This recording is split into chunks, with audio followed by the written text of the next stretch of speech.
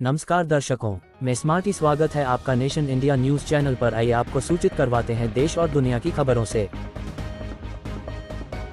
दोस्तों, आज हमारे YouTube channel nation India news के स्टील फोटोग्राफर श्री दिलीप कुमार राजपूत जी का जन्मदिन है। हमारे टीम की ओर से उनको हार्दिक शुभकामनाएं। आपको बताने में हमें अत्यंत ही गर्व महसूस होता है कि श्री दिलीप कुमार राजपूत जी ने प्रतिष्ठित दादा साहेब फाल्के अवार्ड भी अपने नाम किया है और स्टार अवार्ड समेत और भी कई अवार्ड उनके नाम है, जिसमें थाने के मीरा भयंदर शहर से उन्हें सर्वश्रेष्ठ नागरिक सम्मान का अवार्ड भी दिया गया है। वे 77 साल के हैं और अभी भी कार्यरत हैं। हिंदी फिल्म उद्योग और पत्रकारिता में उनका योगदान वास्तव में सराहनीय है। ईश्वर उन्हें लंबी आयु और तंदुरुस्ती दे, ये हमारी शुभकामनाएं हैं।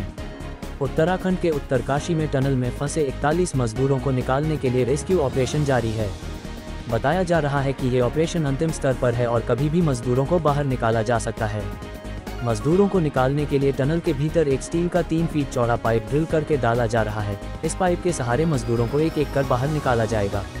लेकिन बुधवार शाम रेस्क्यू ऑपरेशन के दौरान टनल के बाहर मौजूद भीड़ मजदूरों के बाहर निकलने का इंतजार कर रही थी। तभी अचानक कुछ ऐसा हुआ कि सबकी सांसें अटक गई।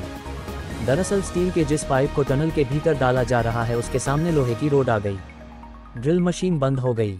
यहां से महज कुछ मीटर की दूरी पर ही मजदूर फंसे हैं। इसके बाद एनडीआरएफ के जवान आगे आए, कुछ ऐसा करिश्मा कर दिखाया जिसकी जितनी भी तारीफ की जाए कम है। रात करीब 7 बजे ड्रिल मशीन के आगे लोहे का ब्लॉकेज आ गया।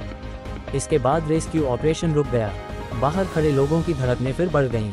इसके बाद एनडीआरएफ के जवानों ने ड्रिल मशीन के आगे धातु की रोड हटाने का बेड़ा उठाया। जवान पीठ पर गैस कटर टांगकर 3 फीट चौड़े पाइप में घुस गए। ये काम बेहद मुश्किल और खतरों से भरा हुआ था। गैस कटर से वो झुलस सकते थे। उन्हें इतने ज़्यादा तापमान में कम करना था जहां सांस लेना तक मुश्किल था। बुधवार रात 10 बजे तक छोटे से चैनल में गैस कटर की लपटों की वजह से जवान डिहाइड्रेट हो गए, लेकिन वो रुके नहीं। 3 जवान एक एक कर पाइप के अंदर गए। ये लोग 10-10 मिनट के लिए अंदर गए। जवानों ने मेटल ब्लॉकेज को वहां से हटाया और बाहर निकाला, लेकिन अभी भी परेशानी खत्म नहीं हुई थी। मेटल रॉड के साथ वहां एक जाली थी जो 32 मिलीमीटर लोहे की सरिया से बनी थी। एनडीआरएफ के जवानों को ऐसे मिशन के लिए कोई ट्रेनिंग नहीं मिली थी। रात के 1 बज गए। अब तक ये समझ आ गया था कि जवानों को मदद की जरूरत है। शुरुआत में जो महज एक लोहे की रोड लग रही थी वो ठोस जाली थी। इसे मैन्युअल रूप से काटना बेहद कठिन साबित हुआ। इस मिशन को अंजाम देने के लिए दिल्ली की प्राइवेट कंपनी ट्रेंचलेस इंजीनियरिंग सर्विसेज के एक्सपर्ट्स को बुलाने का फैसला हुआ, जो अमेरिकी बर्मा मशीन के भी मालिक हैं। कंपनी के तकनीकी टीम के सदस्य शंभू मिश्रा ने कहा, प्रवीण और बलविंदर एनडीआरएफ टीम के सहयोग से 45 मीटर लंबे पाइप के रास्ते के अंदर रेंगते हुए चले गए। उन्हें खास तरह के मास्क और ऑक्सीजन सिलेंडर दिए गए। वो लंबे समय तक पाइप के अंदर रहे। गैस कटर से अपना काम करने के बाद ही बाहर निकले। प्रवीण को उसके बाद कुछ मेडिकल अटेंशन की जरूरत थी, लेकिन वह अब ठीक है। तेलंगाना में विधानसभा चुनाव के लिए 30 नवंबर को मतदान होना है। इसी बीच चुनाव प्रचार के दौरान गुरुवार को पुलिस ने रंगारेड्डी के गच्चीबावली से एक कार से 5 करोड़ रुपए कैश बरामद किया है।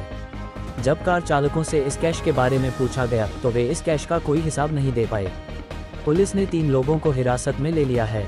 इससे पहले चुनाव आयोग ने बताया था कि 5 राज्यों में चुनाव के ऐलान के बाद से अब तक करीब 1760 करोड़ रुपए का बेहिसाब कैश जब्त किया गया है। ये 2018 में इन 5 राज्यों से मिले कैश का 7 गुना ज़्यादा है। चुनाव आयोग राज्य और केंद्र की एजेंसियों के साथ मिलकर इस तरह की कार्रवाई को अंजाम देता है। चुनाव आयोग के मुताबिक चुनाव ऐलान के बाद एमपी, मिजोरम, छत्तीसगढ़, तेलंगाना और राजस्थान से 1760 करोड़ रुपए से ज़्यादा की जब्ती की गई है, जबकि 2018 में इन्हीं राज्यों से 239.15 करोड़ रुपए की जब्ती हुई थी। मुंबई वेस्टर्न रेलवे पर दिसंबर से 20 दिन का ब्लॉक।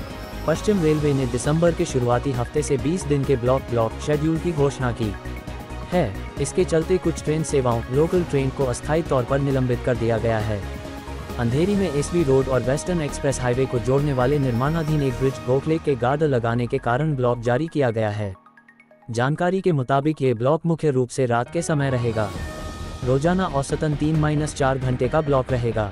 रेलवे अगले कुछ दिनों में ब्लॉक शेड्यूल की घोषणा करेगा। मुंबई ट्रांसपोर्ट न्यूज़ अक्टूबर में उत्तरी कैरिजवे गर्ड स्थापित करने के बाद अब ध्यान दक्षिणी कैरिजवे गर्ड के लॉन्च पर केंद्रित हो गया है। यूपी के शाहजहांपुर में काकोरी कांड के अमर नायक ठाकुर रोशन सिंह की प्रपौत्री सरिता सिंह ने अपना जेंडर चेंज करवा लिया है। वह अब सरिता से शरद सिंह बन गई हैं। जेंडर चेंज के बाद उन्होंने दूल्हा बनकर पीलीभीत की सविता के साथ शादी रचा ली है। शरद और सविता की शादी बीते दिन 23 नवंबर संपन्न हुई। जेंडर चेंज करवाकर दूल्हा बने शरद और उनकी दुल्हनिया सविता शादी के दौरान बेहद खुश नजर आए। उनकी शादी की फोटोज भी सामने आई हैं। परिवार के लोगों ने डीजे पर डांस किया और दूल्हा दुल्हन को आशीर्वाद दिया। शरद सिंह कहते हैं कि अब जाकर मेरा सपना पूरा हुआ है। 3.5 साल मुझे लगे सरिता से शरद बनने में। मैं और सविता करीब 18 साल से एक दूसरे को जानते हैं। उन्होंने हमेशा मेरा साथ दिया। जो पगड़ी सिर पर पहनी है ये सौभाग्य भी सविता की वजह से मिला है। ओडिशा के गंजम जिले में गुरुवार को पुलिस ने 25 साल के शख्स को पत्नी और बेटी की हत्या करने के आरोप में अरेस्ट कर लिया। आरोपी की पहचान गणेश पात्रा के रूप में हुई है। 1.5 महीने पहले गणेश ने अपनी बेटी और पत्नी को सांप से कटवाकर मार दिया था। शुरुआत में वह पुलिस को गुमराह करता रहा, आखिर में उसने गुनाह कबूल कर लिया। वीडियो के एंड तक बने रहने के लिए धन्यवाद। आशा करता हूं कि आपको ये जानकारी अच्छी लगी रहेगी। एक निवेदन है कि हमारे YouTube channel nation India news को सब्सक्राइब करना ना भूलें तथा लाइक, शेयर और कमेंट करें। धन्यवाद।